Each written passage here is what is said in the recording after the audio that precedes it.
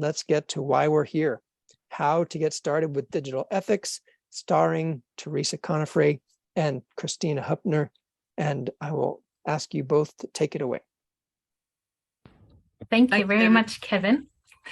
And I'm going to start us off today. I'm Christina Huppner and work for Catalyst IT in Te Whanganui Atara, Wellington, Aotearoa, New Zealand. And together with Teresa, I'm a member of the, and also Kevin, and a few more, a member of the ABLE Digital Ethics Task Force. Teresa, do you want to briefly introduce yourself? Yes, hello, I'm Teresa Conifrey and I'm at Santa Clara University, which is in Santa Clara, the Bay Area. And I'm also a member of ABLE and the Digital Task Force. Thanks for being here, everyone. Thank you. And today we want to get you started directly with a brief activity, the brainstorming one, for which I put the link into the chat. And if you go to that Padlet, sorry, slides playing a little bit of havoc, you can see the possibility there to add your own thoughts on digital ethics in your education practice, what concepts, ideas, etc. come to mind. And Teresa put the link into the chat as well, so that you can reach it easily. We'll just take a couple of minutes for you to have a think. On the right-hand side, you'll be able to click bottom right-hand side. There is a plus icon that you can click to add your own card. All right, it looks like those are our initial concepts. We'll come back to them in a little bit. Before we do so, though, I'd like to give you a very brief overview of our session today. First, we will be looking at who actually is the ABLE Digital Ethics Task Force, what are the digital ethics principles, what interests you personally. Then we give you the opportunity to work together, report back from what you have learned from each other, take a look at some other ideas that might have sparked your thinking while other people reported back, the next steps for yourself, and also what is actually coming up in the task force over the next few months. You can access today's material via this link that was also in the chat earlier. There we have the slides, and you can please click that link in order to get access directly also during today's session, so that you can have all the questions available for when we are going into the individual activity and also the breakout room. And Teresa just posted the link again. Now, since this is a workshop, we would like to just establish some group agreements, because we might be sharing some personal things there that might also need to stay confidential. And so first off is that everybody, we believe, is here to learn and to challenge their preconceived notions and biases, that we all want to listen without judgment and be open to receive feedback. Additionally, we want to discuss an argument, not a person, and keep details that people share in breakout rooms confidential, unless they say that those details can be shared. And as Kevin already mentioned, if you prefer, you can change your Zoom handle to remain more anonymous, and of course also turn your camera off or not be logged into Zoom so that your profile picture doesn't show up. Now I'd like to hand over to Teresa to give us a brief overview of who the ABLE Digital Ethics Task Force is. Thanks, Christina. Let's move to the next slide, please. All right, so I'm just going to show you this overview of the members, and then I'll talk a little bit about how the task force came about. So looking at our graphic there, you can see that we have Megan, we have a couple of Megans. Unfortunately, we are losing one of our Megans who is moving to another position. But we represent a variety of institutions, private institutions, public institutions.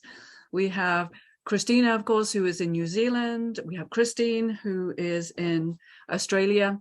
And so we represent quite a broad section of countries and different institution types.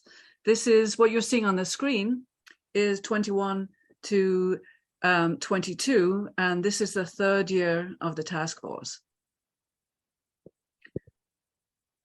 Yeah, so I want to talk about how it came about. I don't know if any of you were at the ABLE meeting that was in New York, in the Bronx, and at that time there were discussions about having some kind of ethics discussions or ethics principles because the ePortfolio community was exploding. We were having all kinds of questions, including some of the ones that I can see people have written on the Padlet. Who has access to the data? Can everybody use the technology?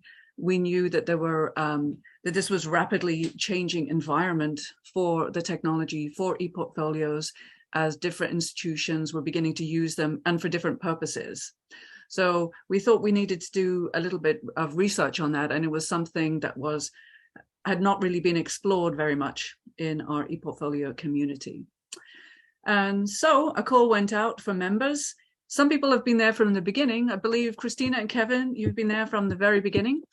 And I was a little bit too late on the uptake, so I joined the second year. I have been on the ePortfolio task force for 2 years now, still going strong. And this will be the first plug for new members, and I'm sure we will ask you again. And now I believe I am turning it over to Christina again. Yes, thank you, Teresa. So now that you've kind of learned a little bit about who we are in the task force and where we are located in the world, what different institution we are coming from, now the question, of course, is, well, what have we been doing? Well, in the first 2 years, we focused very much on establishing the digital ethics principles. And in the third year now, we are looking into promoting those principles, bringing them closer to ePortfolio practitioners, but also those in other areas, because they, of course, they are often very relevant as well, looking at it from a different lens or different application.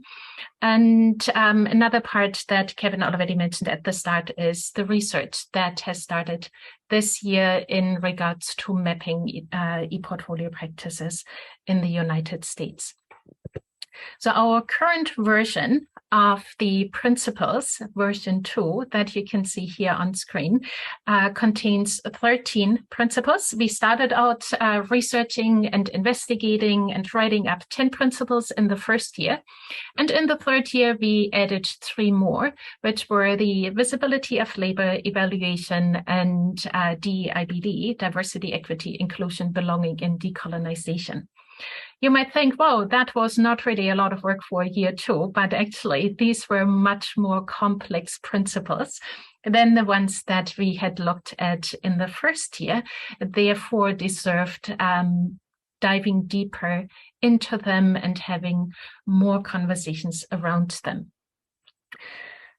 These principles touch on many different aspects of digital ethics, and what we have attempted to do is give them all a structure so that they are easily consumable and also very applicable and usable by practitioners and researchers alike. And so each principle has a statement that gives an overview, so kind of like a tagline as well for the principle, so that in one glance you can see what it's all about. Then there are strategies to applying the principle, and they look at it from different perspectives. So they look at it from the perspective of a student, of an educator, and also platform vendor. That is continued then in the scenarios that we have for each principle. And we looked at creating different scenarios that could be examples of what could happen if you apply that principle as an educator, as an administrator, as a program director, as a student, or also when you're looking more on the technology side of things. And all of that is completed by a list of resources that we are also looking at updating from time to time in order to also include newer research. And so because each principle is structured similarly, we think that that is a good and easy entry point for people to then take it further. And what we want to do here in these workshops is also to find areas that we might have missed, or things that could be expanded, or having additional research proposed that should be included in these principles, because we don't see the principles as very static pieces of writing and research, but they should be more of a living document. And that is in particular exemplified by us combining 3 principles into one and a further 2 into another one, because now that we've established those 13 principles, we see that certain areas have more overlap than others. Therefore, making it easier to consume the principles will have work continuing in year 4 of the task force to see where we can consolidate and where we can update things. Now, what we'd like to briefly do is kind of look back at what you had said in the Padlet and see which areas that fit into our categories of the principles you might be interested in. And so, Teresa, do you want to take over? Yes, I do.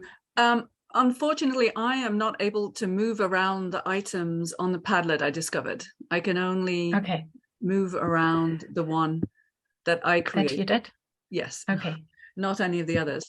But the idea then is to go back to our list, our baker's dozen of principles, and see which ones we can group together. So some of them could be equity, or they could be support, or they could be access to technology.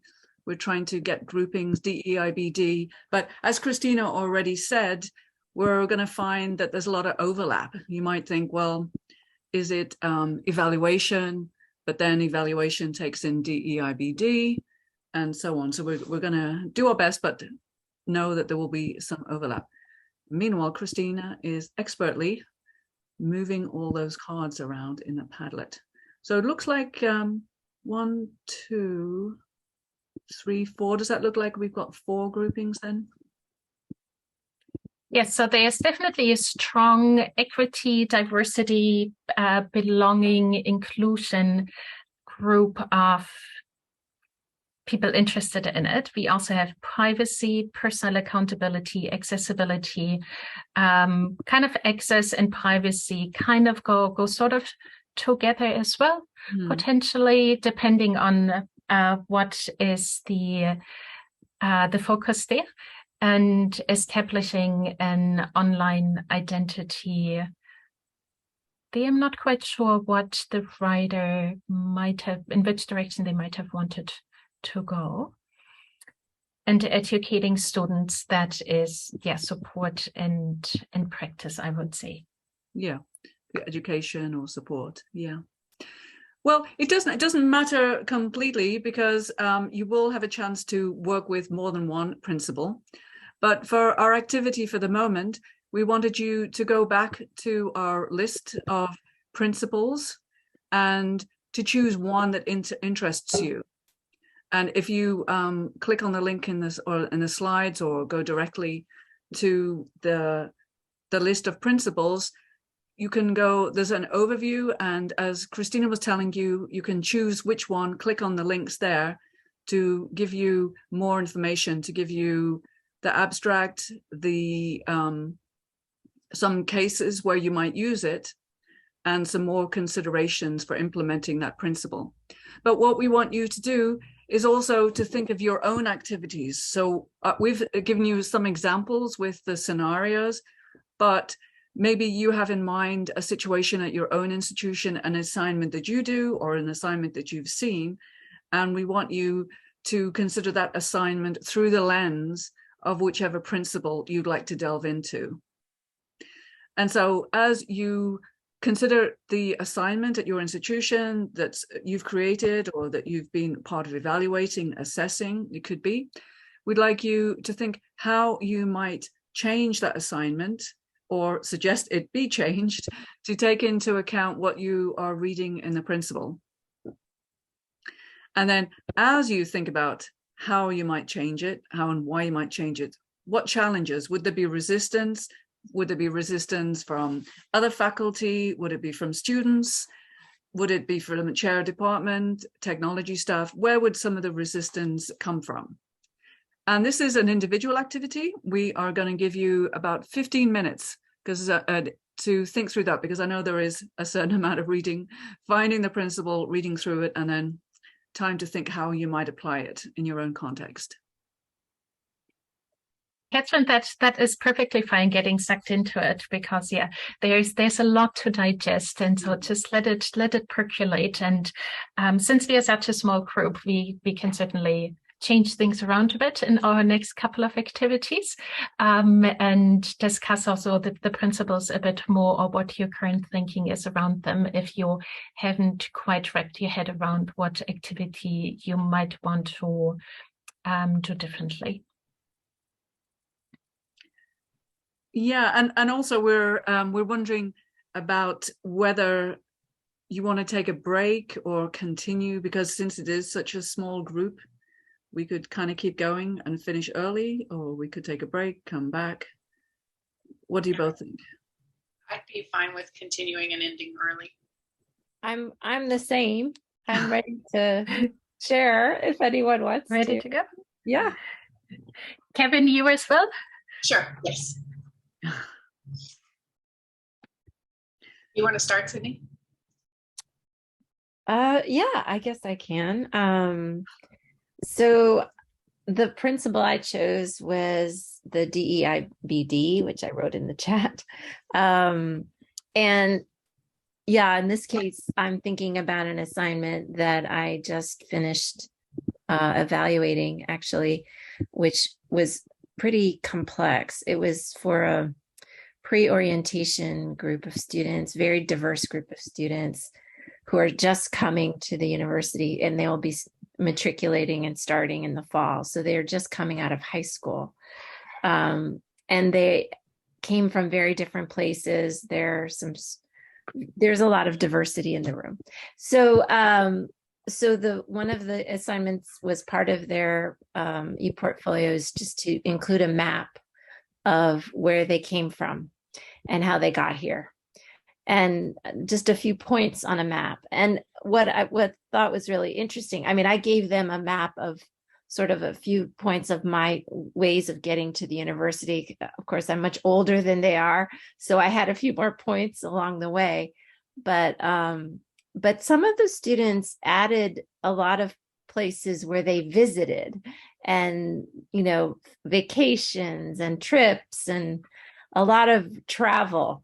So they took it as a travel map, literally where they had traveled.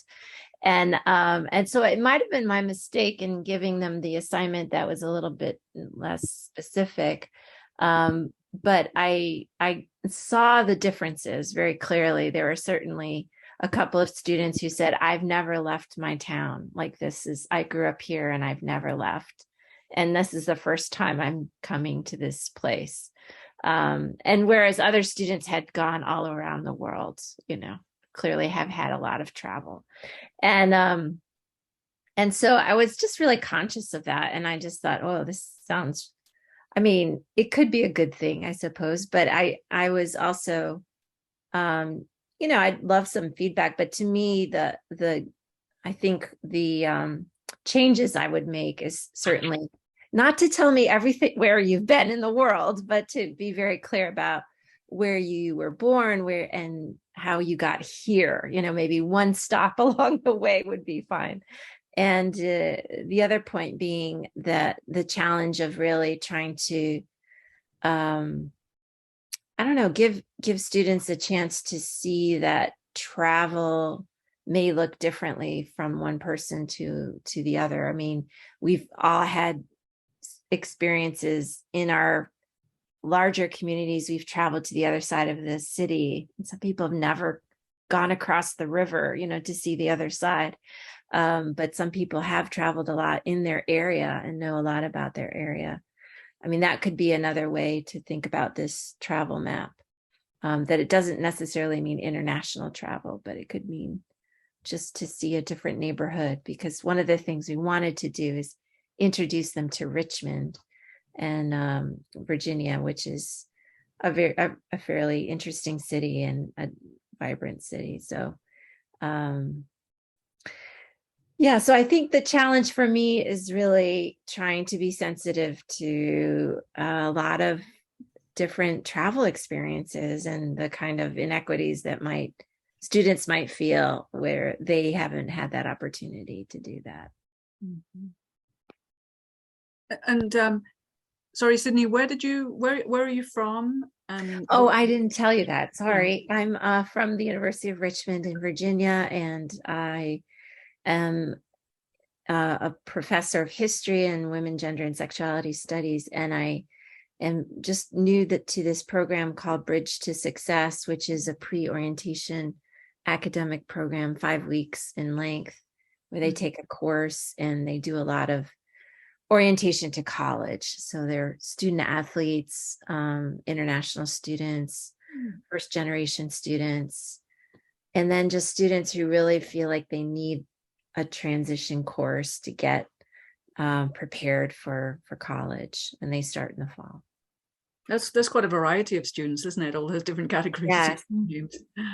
Yeah, there were only 9, but everyone was very different from the other. So I think for me, it was the most diverse class I've ever had. Mm-hmm. Sydney, I like that you are thinking about travel, not just in what comes immediately to mind, the far away travel, but also the close travel, because not everybody would have had the opportunity, as you said, and making students who have not yet traveled far beyond where they live also welcome to share their travel story, so that they don't feel discouraged of, oh gosh, I haven't been anywhere, I need to apologize for that, but that they can share that, and that they also select what they want to share and not feel obliged to share every single little thing along their journey. I'm wondering too, as it's quite a small group, 9 students, are there opportunities to develop a supportive classroom community and create that sense of belonging? Yes, yeah, and this particular assignment, it was done in story maps, so the maps were an important part, but their stories were really about their transition to college and what they learned and how they saw themselves as learners. But at the end, the presentation is 5 slides, and it's a very visually interesting, lots of images and maps and narrative, and it really lends itself to a story. So it's really their discovery of University of Richmond. But they commented on each other's discovery map presentations, and there was you could see a lot of really, they really got to know each other very well, and they appreciated hearing about each other's challenges and in the transition. So there was a lot of personal, I thought they were pretty vulnerable about their shortcomings and their challenges. And there's a lot of encouragement from other students in those remarks and how they commented on each other's work. So yeah, it's unique in that they're living together. They're in class every day. They do things on the weekends together. It's a very intense program, but there are 3 classes. So there's a group of about 30 students who get to know each other really well. And Catherine, I saw in the chat that you had some suggestions.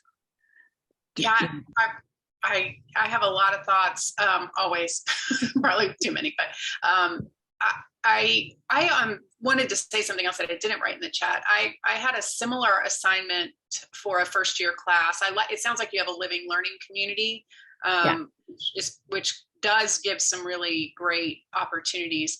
And one of the things I don't know if you could build on this, but one of the things that we did a couple of years ago was let me back up. For this first year class, we had a student who was from Greensboro. I'm at Guilford College in Greensboro, North Carolina. And we had a student who was from Greensboro talking about her experience of being in Greensboro and coming to college here and really trying to introduce the place to other people. So I don't know how many students you have from Richmond, but that could be a way to do it. Like, they're telling their transition story, but then there can also be this experience of welcoming where, and one of the interesting things that happened was that this student had to talk about things that she had taken for granted, things that she was like, oh, that place, and she was looking at it with new eyes as somebody who was an ambassador for this place. And, I haven't been to this place in a really long time. And it just, and she's a fantastic student. So it was a really good opportunity for her. But that, that's something maybe you could build on in terms of. Great idea. Yeah. Because there was a student like that he was the one who was embarrassed about not having been anywhere. But yeah, that's a great point as an ambassador. I really like that. Yeah, I like that. So turning what seems, potential lack of travel into an expertise. Yeah. It's a really good way to turn it around. That's right. And then you just get more detailed. You zoom in and you're like, where did you travel within that one place, right? What were the experiences that you gathered that are relevant for you as a learner? How did you explore that place? What did you take from it? What did you seek out? How curious were you? Did you take risks within that? Because it might seem like you weren't a risk taker if you didn't go a lot of places, but maybe you did. Yeah, that's great. And also what Kevin put into the chat, who has influenced their journey along the way. So that we are I like that too. getting back to those relationships that we're having with people and kind of bring people in and not just focus on the intangible. And that can also de-emphasize the where for people who may not have chosen to travel, but others may not have had the means to travel.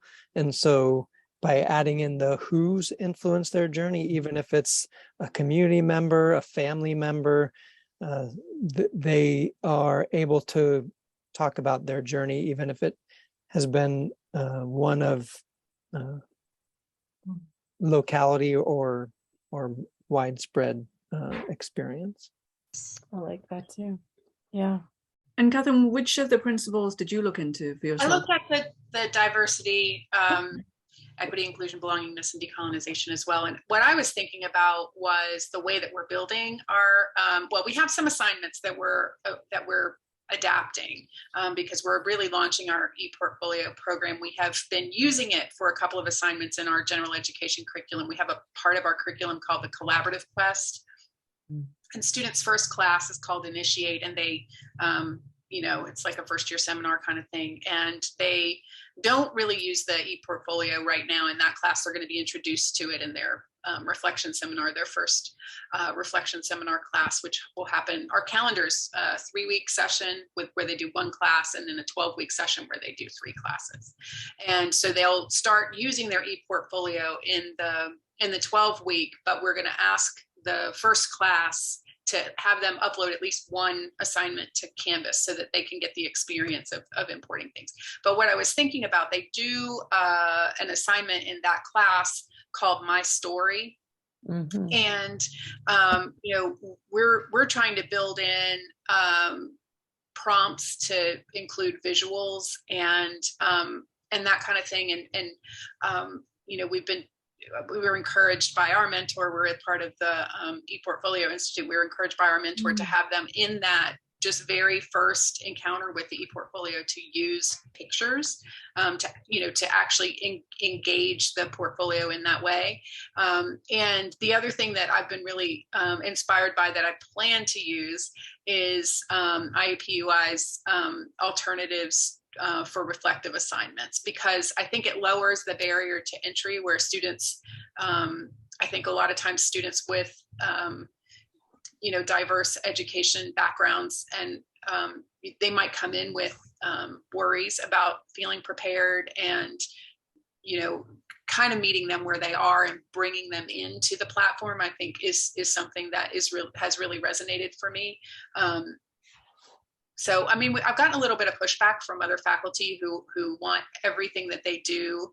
It's a 4-credit class. It has to be academic. It has to be rigorous. It has to be, it has to be important. It has to be, and I think part of it is not hearing other people, the cautionary tales, So I do have that concern that, that they're kind of not meeting students where they are, even though they think they are doing that. And Catherine, just for context, are you part of the IUPUI group that were presenting this morning that worked with Helen, or is that a different? So the ePortfolio Institute, yes, that we are part of that, but my college is not related to IUPUI. Oh, okay. I'm at a different school, but I'm very interested in that concept of, there are all these are alternatives and that kind of thing. Sorry, I just put in the chat, but I'll ask right out. Catherine, can you talk about those? Yeah. So they have, definitely. So they have this list. I'll see if I can find it and drop it in the chat, because I've looked at it a million times. And it's things like, engaging with their social media. So they do a Insta Snap a Tweet is one thing that they do, where, again, their students are looking at their life and bringing in those moments and taking an academic approach to that. So, it's bridging the I want to say art and life, because I'm an art historian, but bridging the school and life kind of, thing that's, I think, an artificial separation, kind of pulling those things together and showing them how to do that, showing them just reading this material, again, bringing in their stories, honoring their experience, and making it not seem irrelevant. Because I think we do that a lot in higher education. We make the personal experience seem irrelevant. And, I don't know. I don't think we should do that. I just put it in the chat too, that I don't know if you, it's very popular at the moment, maybe amongst younger students, this Be Real, where you, at one point during the day, you stamp a picture of where you are, and it's supposed to be authentic, not opposed, not opposed. Yeah. And students, well, not students, but young people in general seem to really like it. So it made me think that that could appeal to them, but we're having them see how that relates to more than just social media. That the could be right, exactly. And yeah, I think that's very true. And I think, building up, I think starting with that, kind of bringing life into this academic space. And then eventually you want to have something that is, that's a little bit more intentional, something that's been shaped and I think to get to that point, though, you have to have something to compare it to. Let me see if I can find that document real quick. And Sydney, I was thinking too, with your students who are making that transition from high school or from different countries to the US, that's also about identity development, isn't it? Figuring out who they are, what they want, which seems to be a huge theme. Well, I guess it's a huge theme of ePortfolios in general, but all the events, all the meetings I attended this morning, they all talked about that. Figuring out who are you, what do you want, how are you going to get there? So it is connecting both life with academics, being more intentional, figuring out what your values are, how that would help with vocational discernment and so on. Yeah, and I feel like I barely scratched the surface. There's so much about that a longer semester would help. I think I was moving so quickly, but but I did want them to try and integrate things that were happening outside of the classroom with what we're doing in the classroom. Like, where do you see a connection? And that integration, that was hard for a lot of them. It was very hard for them to see. But some of them, you know, there are co-curricular aspects to the program. Like, they saw a film about witchcraft, and we were studying witchcraft and magic in early modern Europe. And so they could make the connection between a film and what we're doing in class very easily. But going to a museum was harder. It was, you know, one of them found an image that seemed scary, so they could talk about that, you know, but those things are harder for them to do. And I'm looking at ways of finding, you know, that ability to transfer your knowledge from outside to inside and vice versa. And that's more challenging. But I think really that is at the heart of ePortfolio pedagogy, isn't it? This reflection. Mm-hmm. I mean, that's, you know, what distinguishes it from a website. Yes. Absolutely. Absolutely. And Sydney and Catherine, are you the only ones in your department or institution that are currently working with ePortfolios, or do you have the possibility to talk things through, strategies through, kind of brainstorm with colleagues? Well, Catherine, if you don't, Catherine's busy trying to give us access. Yeah, I think, yeah, I encouraged my colleagues to join me with this summer, but I don't think they really understood what I was doing. But there is a faculty learning community. We're part of the Institute this year.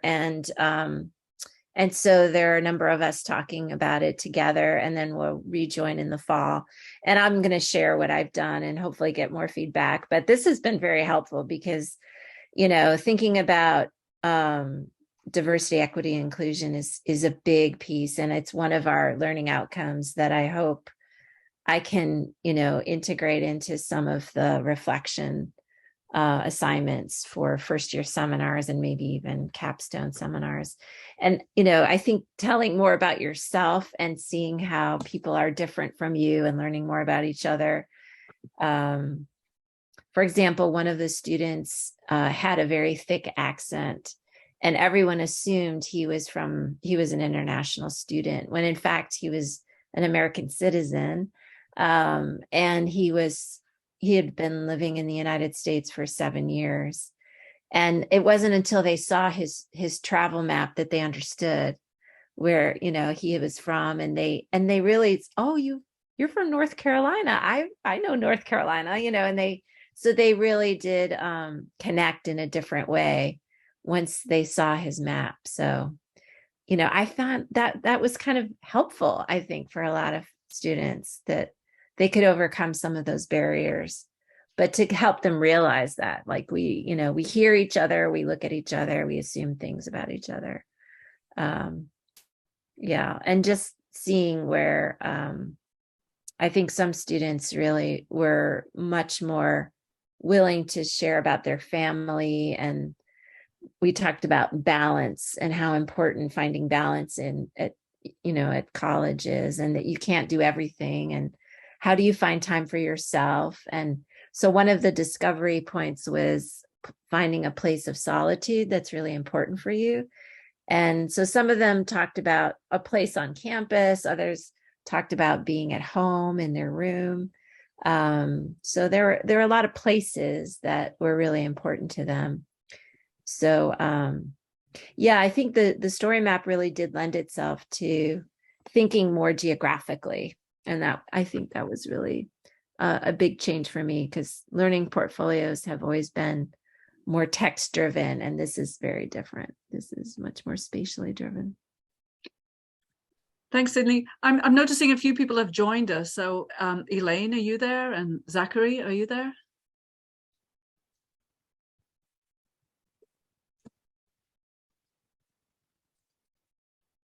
Maybe not. Yeah, it's kind of confusing for people, and I'm guessing some people might be joining it at 4, but not realizing it's a two-parter. Right. No worries, Zachary, about the microphone right now. Yeah, it looks like we'll have a few other people come in at the tail end of our conversation now. So we've heard a lot about the DEIBD principle that is very applicable to both Sydney and Catherine and also to Kevin. So if you two saw his comments earlier to the activity, he just needed to moderate another session that has just started. Do you also see any connections to other principles? Of course, not having had the time to read them through, but if you just glance at the topics, and I'll actually, just to make it a bit easier, going to share my screen. Right, because there's a lot of information if you're just joining us. I sort of had a question related to this principle, and then also to others. Like, I feel like in some ways we don't know what we're getting into, but the issue of permissions, and isn't some of that better to do ahead of time? Because like one of the scenarios in the DEIBD principle was talking about going back and checking with people and checking again and checking again and checking again. And I just know that can't happen. Like, Christina, you were asking if we had multiple people working on e-portfolios. We have a team of 6, but it's no one's full-time job. So there is no way that anybody could do multiple checks to make sure people are okay with us using things. So I feel like that has to happen on the front end. And then also, I think that there are different, we use Portfolium, and I'm really interested in looking for some mentors to help with that, because it seems to be very limited design-wise, but maybe there are tricks we don't know about. But I feel like with different projects and the settings that students can utilize is part of it, but obviously not all of it. And so I was kind of curious about that aspect. And Catherine, that's a very good question, because of course and that's part of the visibility of labor principle. Then in a way, we do need to acknowledge that portfolio work and any other educational work as well, of course, is labor intense on both the student side, creating things, but also the instructor side for creating resources, creating activities, and that it can't be an add-on. And so with checking back and checking in, that wasn't meant to be that needs to be done constantly. But for example, if a student graduated 5 years ago, that possibly there is a check-in, hey, is it still okay to use your portfolio as an example? Or that there is something like a release that at the end of a semester, that if you want to keep a particular example from a student, that they do give the permission, but they also know how they can rescind that permission. If later on they decide, well, actually, I'd not like to have that included now for the coming 10 years in a faculty review process or program review process. Just so that it's not a giving permissions for all times, but that they do know they have the right to change their opinion, and that they know how they can do that, so that we can respect their privacy and also their professional development. I give support for a wider ePortfolio community for the Mahara project, and occasionally we do get the email where a student or former student says, I did just find my portfolio from 5 years ago on Google. Can you please help me remove that? Because I don't really want to have any of that shown publicly anymore. Or can I get access to my portfolio again when I was at university such and such, because I do want to make changes, or I want to change the privacy permissions. So just being mindful about a lot of those things, and being very transparent with the students of what their possibilities are. We did hold some interviews while, so Kevin and I did interviews while researching the DE-IBD principle. And what an instructor did was to have an inclusive teaching statement at the start, which was then also uploaded to the learning management system so that students could go back to it, because sometimes, of course, during first or second class, they might not retain everything until the end of a course, and therefore having the resources available and also being very clear with the students that they don't have to share their entire life, that they can be selective, which had come out of another interview, that some students might not really want to share where they are from or what they have done in their childhood if that is going to cause them trauma. So that they didn't have to explain themselves. Well, actually, my journey only starts from when I joined the institution, because before then it was really tough for me, so that they don't have to relive that. And so having that awareness and that mindfulness, and therefore phrasing the activities in such a way that they are not forced into a particular avenue that might cause them harm. Mm-hmm. And I just wanted to say a quick hello to Jessica. Are you there?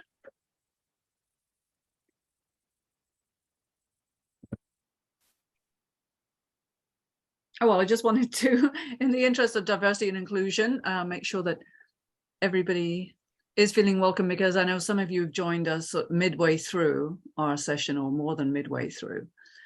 All right, so Jessica, if you have any questions, I put a link into the materials, if you need that link again, to our slides and also to these principles that we're talking about.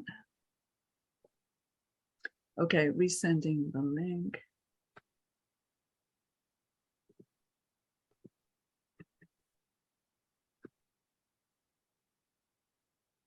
Oh yeah, thanks. So Christina sent it, yeah. Mm-hmm. And Catherine, what your question now also has shown is that the principles are nicely interlinked, because it's not just about DE-IBD, but your question around, well, permissions and rights also goes to respect all the rights and reuse permission. It goes into privacy. Mm-hmm. It also goes into consent for data usage and data storage, because is the institution at which the student created a showcase portfolio allowed to then simply share it around, link to it?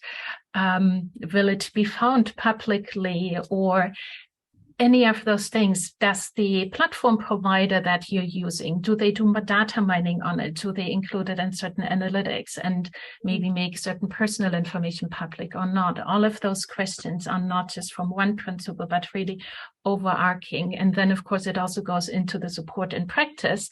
How do you tell students without overwhelming them with a 20-page document, and make it nicely digestible, which I think Kevin touched on in his note in the chat for the challenge, to really put things into activities and make them easily accessible. And I wanted to encourage everyone else to think about that IRB. I'm sure all of you are from institutions that do have rules and regulations about that. I know my institution, we can't show students e-portfolios publicly, even if they publish them to be public, we can't use them for any conferences, any other material. So it might be good to find out what the specifics are for your institution, as well as letting students know there are different levels of publishing, that they can make their materials available to just the faculty, or they can make it available more publicly, but then also change the settings. Usually most ePortfolio platforms allow for making all pages available, some pages, and then changing the settings as needed. So, Teresa, is that true? If you got permission from a student, could you at your institution?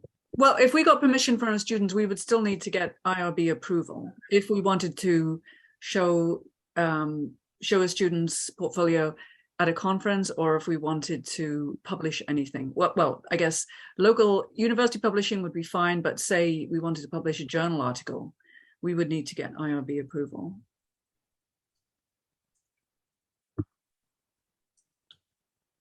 Interesting. Yeah, that's kind of a gray area, because, and I would say if you're interested in that, check at your institution, because I have heard people say that if the students publish it and they make it public, then faculty can do what they want if that information has been made public. But I don't know that that really is the case at all institutions. That's probably also quite a new area for some of the lawyers and IRB people to look more into, because once something is public on the internet, it's really, really hard to get rid of, because it's either archived or not. And then anybody can actually access it and link to it very easily without even just needing to embed it. And what is then constituted public and still needing permission, and what isn't. Yeah, that's complicated. And Jessica, do you want to tell us in the chat a little bit about your interest in ePortfolio? If you've had a chance to look at the principles, your experiences with using ePortfolio or not up till now?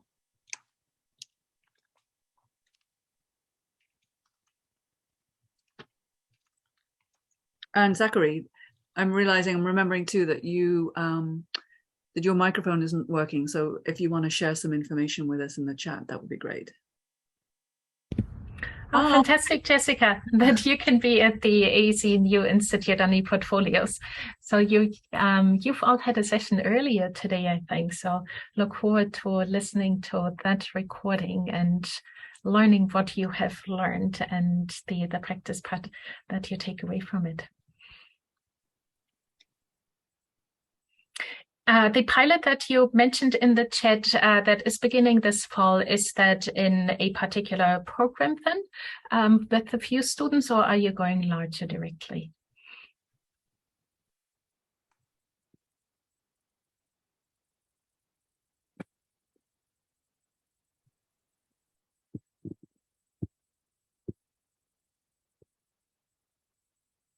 And Jessica and Zachary, are you part of the, well, I should ask you, which institution are you part of?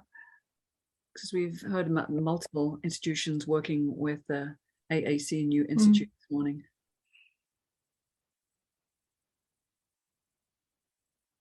Oh, okay. Southern Illinois.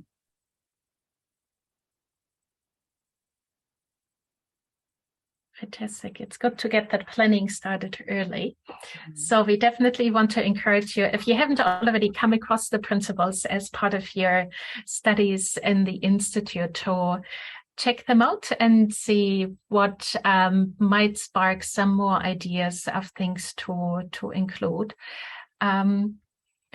Teresa, shall we go to our next quiet activity? I think we've lost all our original participants, though.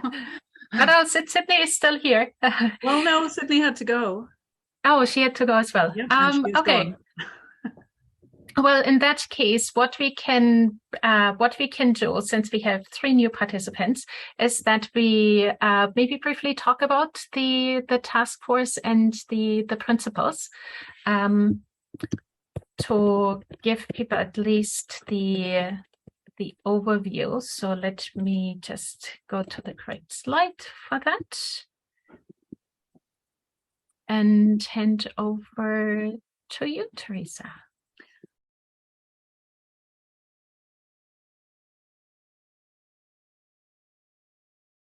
We have workshops, and there's also a major research project that is underway. And Teresa, do you want to talk a little bit about our upcoming task force activities while I'm looking for the link to the research survey? To the survey, yeah. So we've got an equity workshop with Kevin Kelly, who's, well, some of you actually, well, I'm not sure at what point you joined, but he was in our session moderating, but he had to leave to join another session. I'm presenting with a colleague who is a microbiologist, about our efforts for DEIBD in our courses and my area of interest, which is civic scientific literacy. Then there'll be Ignite presentation with Christine and Christina. And Kevin also mentioned the Shark Tank presentation, which is going to be in September.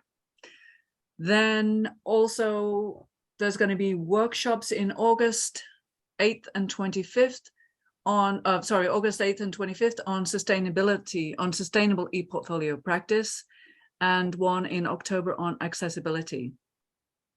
And if you want even more, you are very welcome to join the task force in year 4.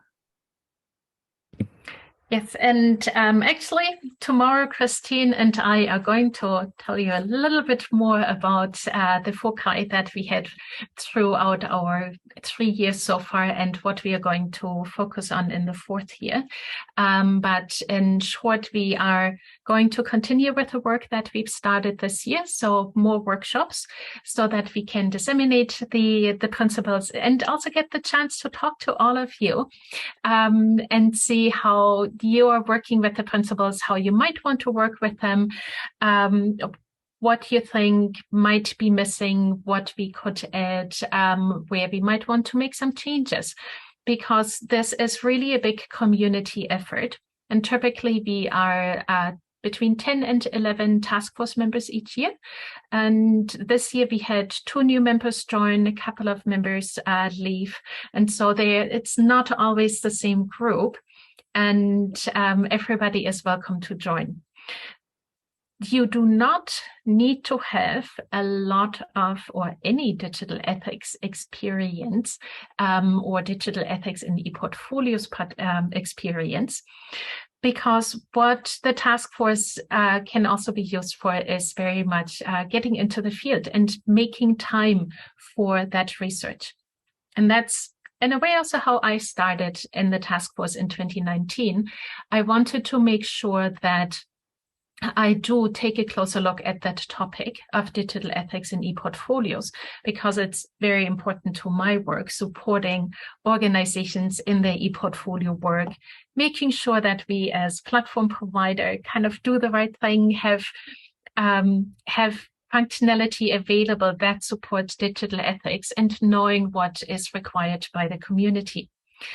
So we definitely welcome people who are new to things. So also, for example, if you've just been a member of the AEC&U Institute on ePortfolios, please do feel free to get in touch with us and see if you how you want to contribute, because there's definitely lots of opportunities, and it can be a good way of digging deeper into the subject matter and becoming a more advanced activist for digital ethics. And so you can get in touch with both Teresa and me, or you can also email the Digital Ethics Task Force. I'll put the link into the chat shortly. And yes, really stay in touch or become a member, come along to one of our first sessions, and we will have the call out for new members shortly. And we look forward as well to seeing you tomorrow at day 2. It's been quite a long day, but I'm sure after a good night's sleep, we'll all be awake and fresh and ready for a whole bunch of new information. So thanks everyone for joining us today.